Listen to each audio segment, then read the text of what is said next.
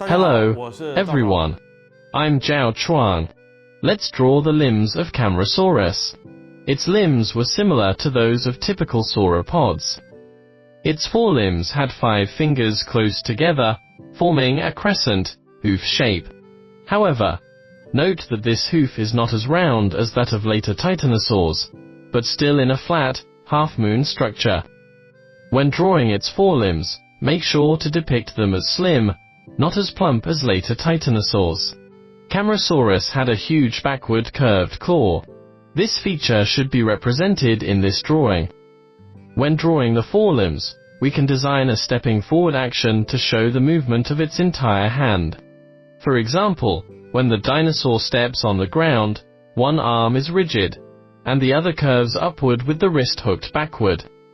When drawing its hind limbs, we should also be aware that although Camarasaurus had 5 toes, the 2 at the back had significantly degenerated.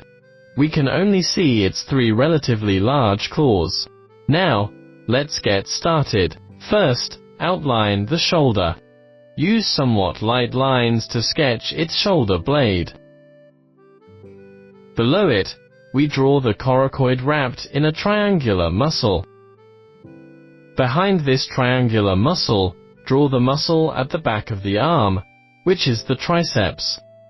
The biceps is in front, displaying the appearance of one muscle sandwiched by 2 muscles.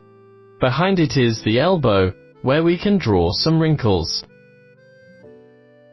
Make the forearm a little muscular and the joint a little bigger. Moving downward is its hand, with the palm standing upright and fingers degenerated, forming a pillar-like structure.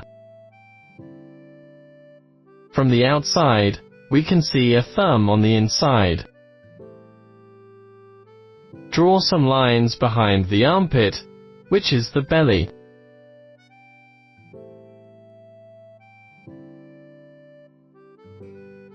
Then, we come to its thigh. A skin membrane connected the thighs and the body, resembling modern large animals like elephants and rhinos. Then, draw the knee, followed by the muscles on the thigh, which can be roughly divided into 3 groups: front, middle, and back. The front and back groups were responsible for kicking forward and backward, while the lateral muscles were responsible for kicking outward. We can simply understand the thigh muscle structure this way. The calf muscles were relatively plump.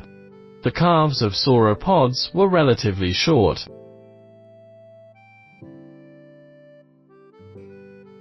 Then, behind the thigh,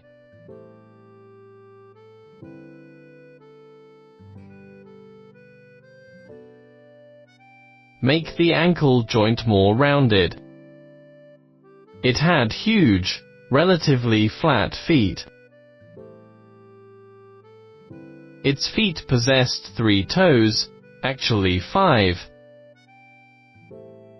But only 3 had nails, and the other 2 were completely wrapped inside the skin.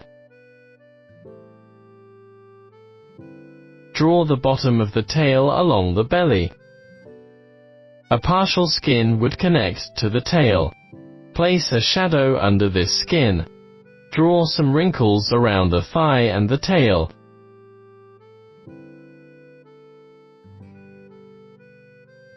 Move to the front and add a partial neck.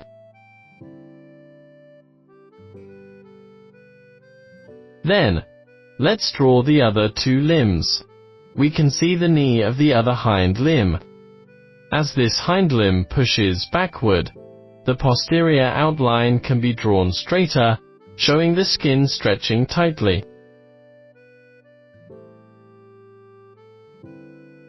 Draw the heel slightly off the ground, its toes stepping on the ground, and the sole to be more curved. The back of its right foreleg is in shadow. We can directly blacken it. We can see part of the forearm. Simply draw some muscles.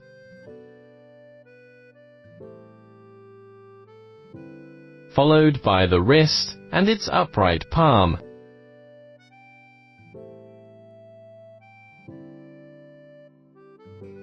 From this angle, we can see a depression at the rear of the palm.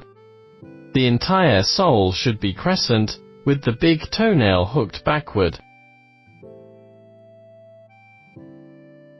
Add shading on the lower part of its belly.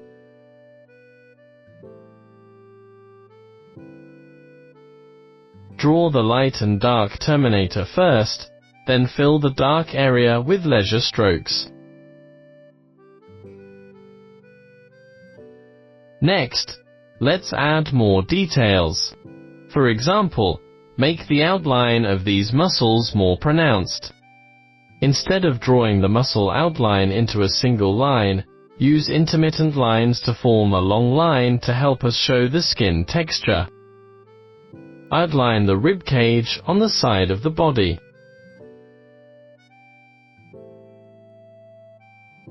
Then, we can depict the feeling of its skin drooping down.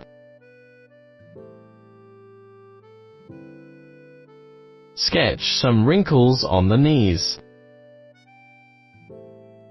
The same goes for the joints and wrists.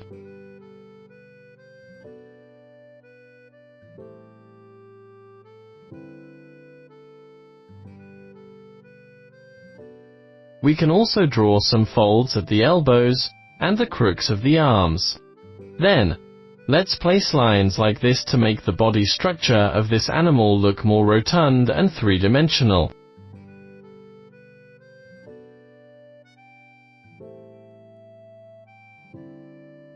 These lighter lines can show both the shadow and its body structure and texture.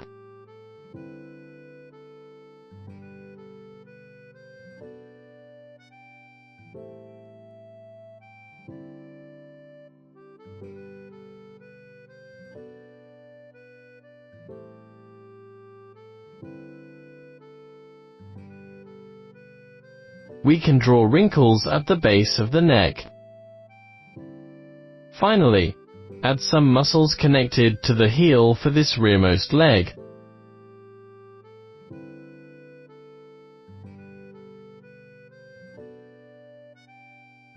And then place some shadows at the bottom of this foot. Good. Like this, we have finished drawing the limbs of Camarasaurus.